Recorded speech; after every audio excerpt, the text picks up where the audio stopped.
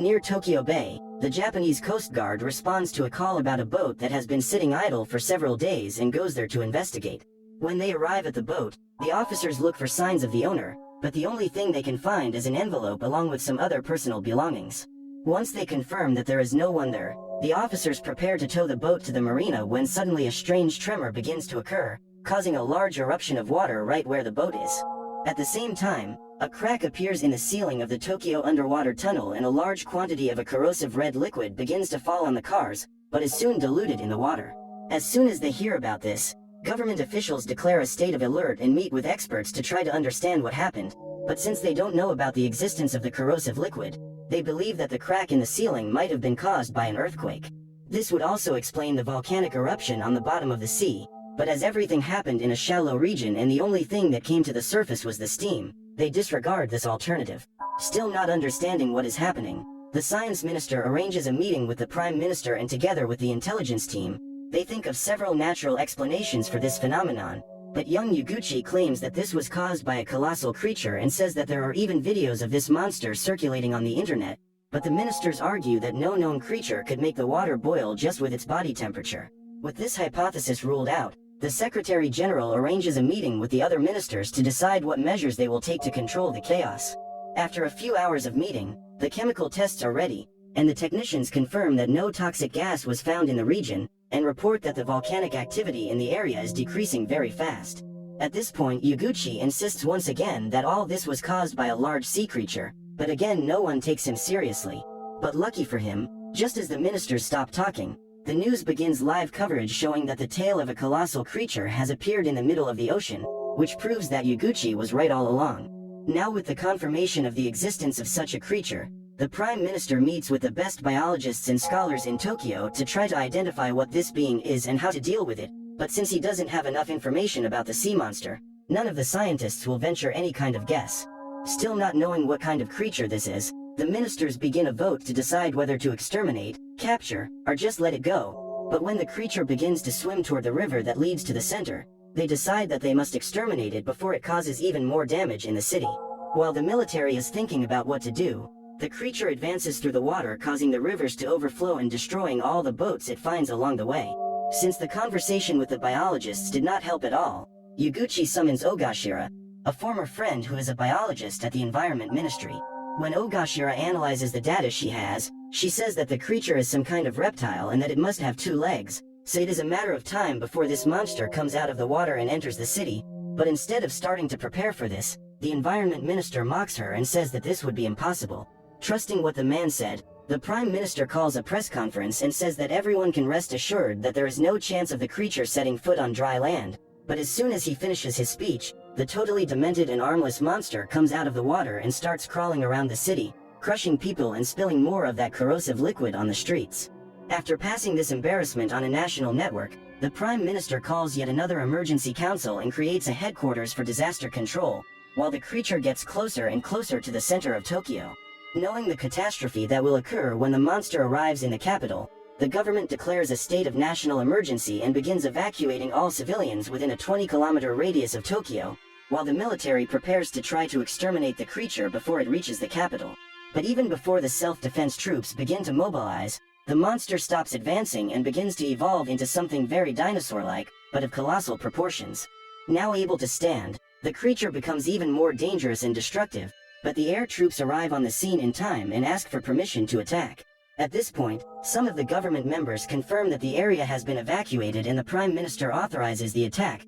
but as the fighter planes prepare to fire, one of the pilots sees a father carrying his son near the creature and refuses to fire. As soon as he learns that there are still civilians in the area, the Prime Minister stops the attack and asks the pilots to wait for the next instructions, but at this moment the creature moves again and for some reason returns to the middle of the sea. After the creature disappears, the Japanese government assesses the damage and begins to rebuild the city while the military searches for the monster's whereabouts and prepares its defenses in case it appears again. Thanks to his help in identifying the creature, the Prime Minister gives Yaguchi the position of Chief of Staff and appoints him as leader of the intelligence team. With this position, he gathers the best forensic detectives in Japan and together they compile all the information they have about the monster to try to understand what they are dealing with, but as they discuss it, the group realizes that one crucial piece of information is missing. What is the source of this creature's energy? Due to its enormous mass, scientists conclude that it needs a gigantic source of energy to be able to move and control its metabolism, and with this in mind, Ogashira proposes that the creature obtains energy through nuclear fission. To prove his point, Ogashira begins to monitor the city's radioactivity index and discovers that there is a trail of radiation where the monster has passed. With this hypothesis confirmed, Yuguchi meets with the chief secretary and asks the prime minister to hold a press conference to communicate to the population and ask everyone to evacuate the region once again. But before the Japanese leader speaks to journalists, he meets with the President of the United States, who says he will help deal with the problem. As soon as the agreement between the United States and Japan is made official, Kyoko, the advisor to the American president, arranges a meeting with Yuguchi to ask for a favor. According to her, several years ago a Japanese biologist named Guro Maki predicted the appearance of the creature and was recently seen landing in a Tokyo port. Kyoko believes that Professor Maki can help by providing more information about the monster, but since he is missing, she asks Yuguchi's team to locate him. Thinking this may be his best chance, Yuguchi orders his men to try to locate him, but the only clue they can find to Professor Maki is that abandoned boat in Tokyo. That's right, he was the owner of that boat. Since the only thing they found on the boat was an envelope along with some other belongings, the team collects all the items and takes them to Kyoko. Together with Yuguchi, she begins to read the documents that were in the envelope and discovers that Professor Maki calls this creature Godzilla, which means God incarnate. Now knowing the name of this kaiju, the intelligence team begins to collect all the research data from Professor Maki, discovering that Godzilla was a small sea creature that was exposed to radiation because of irregular dumping of contaminated material in the ocean. By being exposed to so much radioactivity, the little animal began to mutate until its organism began to feed on nuclear energy, which gave it the ability to evolve rapidly. As could be seen in the moment when Godzilla transformed from a sea creature to a land creature simply out of nowhere. Finally, Kyoko gives the team a sheet of paper with several codes that can help them stop Godzilla, but since they still don't know how to decipher the information on the paper, the group focuses on finding out why the creature has suddenly returned to the water.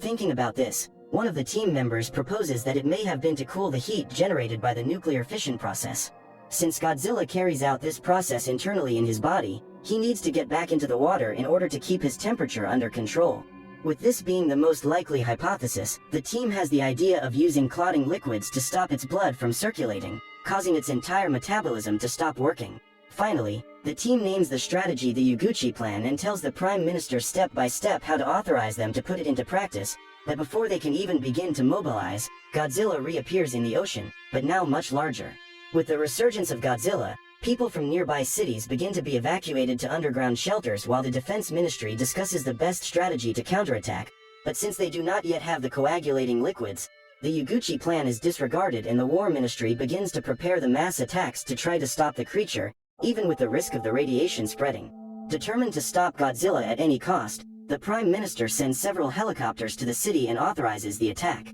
Wanting to minimize the damage to the city, the aircraft begin by firing with lighter weapons, but when they realize they are not causing any damage, the pilots appeal to the use of missiles, but they have no effect either. Since nothing they have tried so far has done any damage, the military moves on to phase 2 of the plan, which consists of using all the firepower of the Japanese artillery, from cannons to tanks to anti-aircraft missiles, but even with all of this at the same time, the mutant lizard continues to advance as if nothing is happening. To try to eliminate the target once and for all, the military starts phase 3 where the fighters drop bombs with gigantic destructive power right in the face of the radioactive lizard that changes direction after the bombardment. Believing that Godzilla is retreating, the military make one last effort to try to eliminate it and fire the missiles once more, but suddenly, from the middle of the cloud of smoke, a huge piece of bridge flies through the air, hitting the artillery head-on. That's right, even with all the firepower they had, the Japanese army was not able to stop Godzilla, who continues advancing towards Tokyo. Realizing that he does not have what it takes to destroy the enemy, the Prime Minister asks for help from the United States, which sends several bombers to Japan. But since the range of American aircraft is much greater, the Japanese government needs to further expand the evacuation area. With Godzilla approximately 17 kilometers from Tokyo and getting closer and closer, government officials also need to evacuate, and as the Prime Minister prepares to climb into his helicopter, American drones finally reach the target and begin bombing it. But unlike Japanese weapons that don't even scratch Godzilla, American bombs do critical damage to the creature. However, the moment the drones stop firing, Godzilla begins to emit a strange glow as it opens its mouth and expels a large amount of flammable gas that spreads throughout the city. Suddenly, a jet of fire starts coming out of the kaiju's mouth, which when it comes into contact with the gas, causes a huge explosion that hits the entire city, but the King of Monsters is not finished yet. After this devastating attack, the flames in his mouth turn into a legendary laser beam. In a state of insane rage, Godzilla turns to the skies and uses the radioactive laser to shoot down the drone that hit him. Trying to fight back, two other American aircraft arrive behind the monster and drop the bombs on its back, but at that moment Godzilla begins to emit the same rays through its back plates that hit the projectiles in midair. Completely enraged, Godzilla begins to fire his light beams completely out of control, breaking several buildings in half. But in the midst of all this mess, the Prime Minister's helicopter is also hit, wiping out most of Japan's ministers at once. After causing all this absurd destruction, Godzilla slowly begins to lose his strength until he ends up blacking out in the middle of the city. After this attack that devastated all of Tokyo and emitted radiation levels far greater than any other experienced by the Japanese, Japan is completely devastated and without a leader, forcing the country to take several emergency measures. After seeing what Godzilla is capable of, Yuguchi reunites with his team members who survived the attack and goes back to work even more determined to finish off the creature. But while they are in their final preparations, Kyoko calls Yuguchi and asks him to set up a meeting with the new Prime Minister. When everyone is gathered, Kyoko tells them that China, Russia and several other countries want the UN to take responsibility for dealing with Godzilla, but the Japanese government refuses the offer, claiming that this is only Japan's problem. But when the girl offers the help of the American intelligence team to study about the creature, they decide to accept. Now with the reinforcements, Yuguchi sends some men to collect DNA samples from Godzilla so that they can analyze them, and in doing so, they discover that the creature is not only capable of evolving rapidly, but is also able to multiply itself by parts that have separated from its body, just like a starfish. Upon learning this information, the American scientists become concerned that several Godzillas will spread to other countries and leave the room to report this new discovery to the US government. They were just there to collect information all this time. As soon as she learns this, Kyoko goes to Yuguchi to tell him that everyone is now in favor of sending a joint offensive among nations to deal with Godzilla, and that the Pentagon is already producing a thermonuclear warhead to be dropped on Tokyo. At the same time, the President of the United States calls the Japanese Prime Minister to pressure him to accept that a nuclear bomb will be dropped on Tokyo, promising that all countries will help rebuild the city after this. But even though this is an absurd idea, the Prime Minister sees no other option but to give in. After the meeting, the new secretary tells this proposal to Yuguchi, who, in order to prevent Japan from being destroyed by another nuclear bomb, gathers his team once again and starts preparing the coagulating liquids, before the evacuation deadline given by the UN runs out. Racing against time, the members of the intelligence team call every chemical company they know, while testing the effects of the substances on the samples that have been collected, but since they have yet to decipher the information Professor Maki left, they are unable to make any further progress. With less than 10 days left to evacuate the country, the group is standing in front of the paper with the codes when one of them remembers that on the boat, there was an origami on top of the envelope. Thinking that this might be the clue to deciphering the professor's information, they begin to assemble several different shapes with the paper,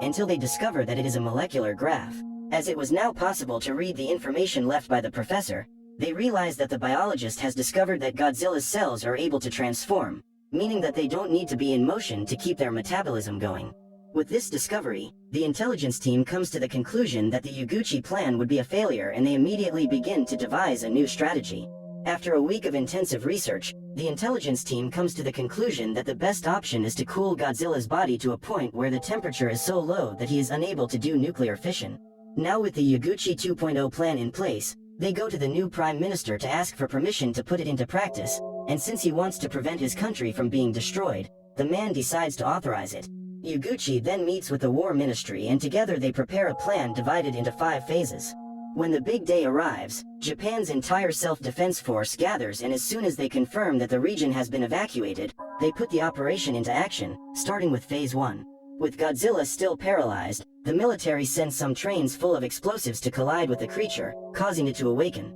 And with that goal completed, it's time for Phase 2. With the creature awake, the self-defense force sends the aeronautics drones to try to bomb Godzilla again. However, once again the King of the Monsters shoots the light beams from his dorsal, destroying the bombs and drones just like the first time. Still, Yuguchi keeps sending out various drones that are destroyed one after the other, but after a few tries, Godzilla stops releasing his dorsal fin rays, giving the gap the drones needed to bombard him. After receiving the shots, the King of the Monsters goes completely insane, and once again fires his lasers through his mouth and tail, but eventually runs out again, and the flames disappear once and for all. Now with Godzilla without power, the self-defense troops begin Phase 3, which consists of demolishing the surrounding buildings to hurt the creature. In Phase 4, the military fires cruise missiles that hit the largest buildings in the city to drop on top of the monster and bring it down. And taking advantage that it is on the ground, the troops start the last phase, the most important one of all. In this 5th stage, the self-defense forces take advantage of Godzilla being down to bring several trucks filled with liquid nitrogen to him.